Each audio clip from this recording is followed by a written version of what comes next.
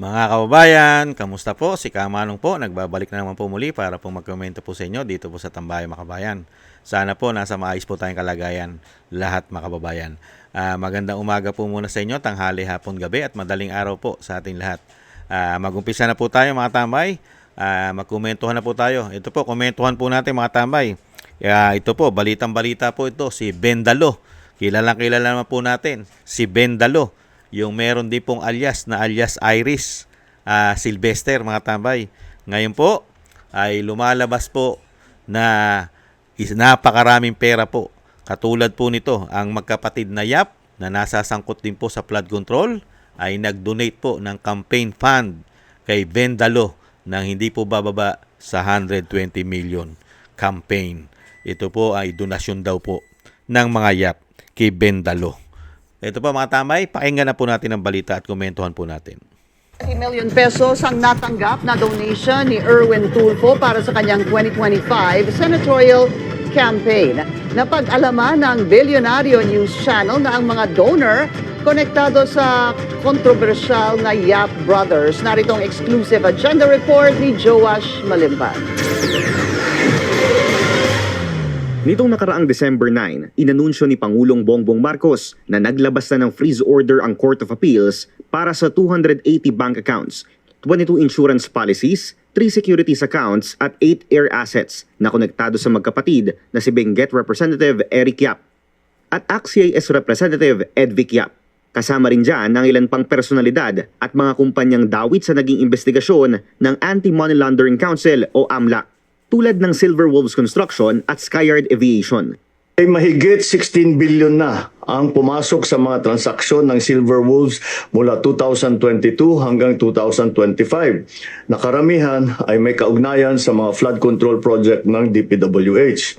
Nakuha ng Bilyonaryo News Channel ang mga opisyal na dokumentong nagdedetalye sa naging investigasyon ng AMLAC at ang specific assets na nakasama sa freeze order. Bukod sa mga nabanggit na personalidad, marami pang pangalan at mga kumpanyang kasama rito. Kabilang dyan ang ina ng magkapatid na congressman na si Victoria Go Yap, ang business partner ng Yap family na si Richard Chong at ang Yap-owned companies na Earthyard Corporation at Everyoung Industrial Sales. Ang lahat ng mga pangalang ito may probable cause para ituring na related sa isang unlawful activity ayon sa Court of Appeals. Sa aming pagsisiyasat, tugma ang mga pangalang ito sa pinakamalalaking campaign donors ni dating ACT-CIS Representative at ngayon Senator Erwin Tulfo.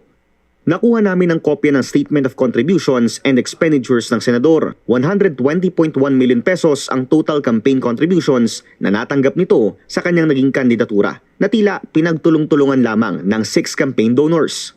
May 100,000 pesos worth of tarpaulin contributions ang Earthyard Corporation.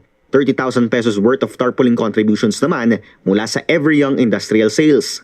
15 million pesos worth of cash ang ibinigay ni Richard Chong habang aabot sa 45 million pesos ang kabuuang ibinigay ni Victoria Go Yap. Bukod sa mga pangalang ito, 45 million pesos din ang donated ng isang Linda So at 15 million pesos naman ang donated ng isang Cesar Basco.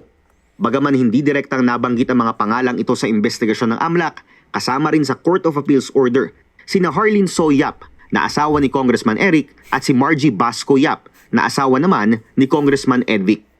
Mas malaki ng halos 10 milyon ang nakuhang campaign donation ng senador kumpara sa 110.3 million pesos na naitala niyang gastos. Ibig sabihin, kung hindi man buo, at least 50% ng kabuuang gastos ni Senator Erwin sa nakaraang halalan, funded ng pamilyang Yap at mga personalidad at kumpanya na konektado sa kanila batay sa investigasyon ng AMLAC. Pauna nang sinabi ni Senator Erwin na hindi niya pinagtatakpan ang mga dati niyang kasama sa ACT-CIS nang idawit ng Senate witness na si Orly Gutesa ang pangalan ni Congressman Eric Yap sa flood control scandal. Muli namin sinubukang kunin ang panig ni Senator Tulfo bago ilabas ang ulat na ito, pero hindi pa siya nagpapaunlak sa isang panayam o nagbibigay ng komento. Para sa... Grabe, no? Mga bayan, kung nasasangkot po sa malawa ang korupsyon ng flood control, ang party list po na kung saan po naging representative si Erwin Tulfo bago magsenador. Mga kabayan, hindi po ba sangkot din sila dito umano? Dahil siya po ay congressman po siya, representative po siya ng 19 Congress. Hindi po ba? Nakita nyo po yung koneksyon ng mga yap, mga kabayan. Pero galit na galit po sila umano ang binagawang Pilipinas sa China. Pero halos lahat po ang kadikit nila ay may mga dugong China. Filipino-Chinese. Hindi po ba? Unbelievable. Nakita nyo po, halos lahat po ng donasyon na ginamit po sa campaign ni Bendalo, na sumikat po dahil na Bendalo. Ito pong may alias din na tinatawag na si Irish Sylvester, mga bayan, na nandaya ng kanyang citizenship para lang po maging American citizen. Ayon po siyan sa mga nagpapatotoo, mga katambay. Hindi po ba? Para lang daw po maging American citizen ay nagpalit ng pangalan si Bendalo. Ibang klase, mga kabayan. Kaya po dito, mga kabayan, nakita nyo po, lahat po ngayon ay lumalabas. Sumisingaw eh. Nakita nyo po yung kapatid. Si Rapi Tulfo, mga kabayan, si Isumbong Muki Tulfo. Galit na galit po yan sa mga kabit-kabit. Sa mga nangangaliwa. Galit na galit po si Rapi Tulfo. Pero ngayon, may issue rin po si Rapi Tulfo. Hindi po ba? Na mga babae, na mga sikat pat, na magaganda pang mga artista yata o modelo ng Viva Max po yata yon. Nakita nyo po yon?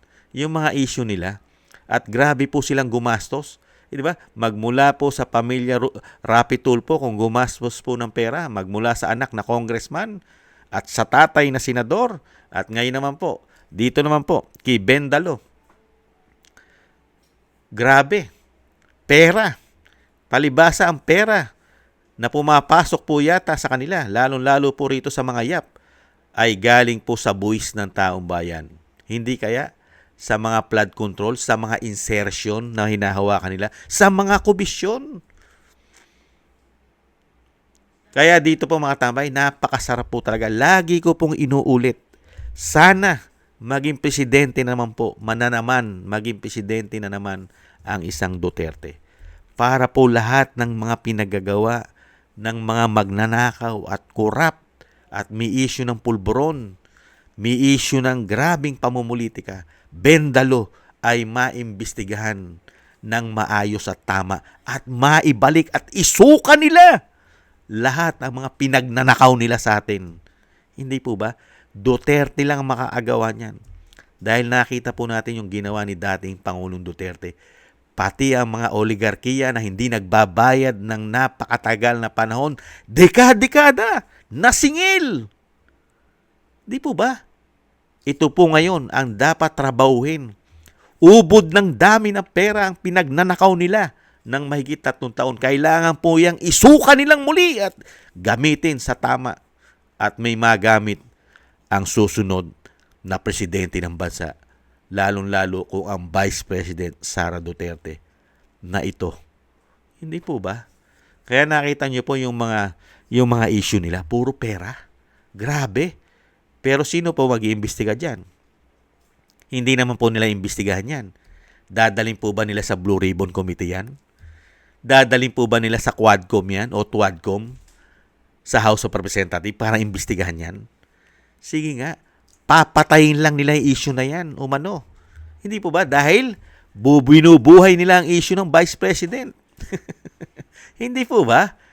Kaya nga po, nung pumasok po ang binagawang Pilipinas, mga kabayan, grabe po, yung mga sungay na naputol ng panahon ni dating Pangulong Duterte, na hindi nila at hirap nilang ilabas ang kanilang mga sungay. Ngayon po, naghahabaan po ang mga sungay nila. Lalong-lalo sa pagnanakaw umano. Napakahahaba ng mga sungay ng mga demonyong politiko ngayon sa ating bansa. Hindi kaya? Lalong-lalo ito, mga tambay. Sanay na sanay po yata ito si Bendalo. Dahil unang-una, pagkatao nito. Ang pagkatao ni Bendalo, hindi mo malaman kung ilang piraso kaya ang pagkatao nito. Napakaraming ginagamit umano na pangalan at alias. Hindi po ba? At hindi mo malaman kung talagang Pilipino ito o Amerikano, mga kababayan. Hindi kaya? At yung koneksyon, alam mong malapit na malapit sila sa issue ng korupsyon. Dahil yung CIA ay galing po siya riyan at kanila po yung party list na yan. Hindi po ba? Sila-sila yan. Kaya nga po kung nagnanakaw at nasasangkot sa korupsyon, yung kasamahan niya sa kanilang party list, imposibleng hindi siya maulingan. Nahuulingan yung kasamahan niya. Unbelievable kung hindi siya maulingan. Kaya nga po, napakasarap po na maimbestigahan po ang mga hayop na yan umano pagka ang Duterte na po ang nakaupo sa Malacanang. Hindi po ba? Yan po mga kababayan, hanggang balita lang po yan. Inilalabas po ng balita, pero hindi po natin makikita yan na iimbestigahan po ng talagang imbestigasyon para po managot silang lahat. At natutulog po ang COMELEC. Kamusta kaya ang COMELEC? Hindi po ba? Doon sa campaign fund ng ibang politiko ay maingay po sila, lalong-lalo po pagkaalyado ng Vice President at dating Pangulong Duterte. Pero po pagkakaalyado po ng Binagong Pilipinas, mukhang nananahimik po yata ang COMELEC. Kamusta na po kaya ang COMELEC sa mga ganitong donation fund, mga babayan? Kamusta na kaya? At kamusta na rin po kaya ang Blue Ribbon at ang Quadcom at Tuadcom, mga kababayan? Thank you po sa nagusto po ng ating Tambayang Makabayan sa YouTube at TikTok. At ganoon din po sa mga subscribers po natin. Thank you po sa mga nagko-comment, like, share, and subscribe. Shoutout po sa inyo lahat. Mabuhay po kayo, mga kababayan. At thank you rin po sa mga biyaya na inyo pong pinagkakalob.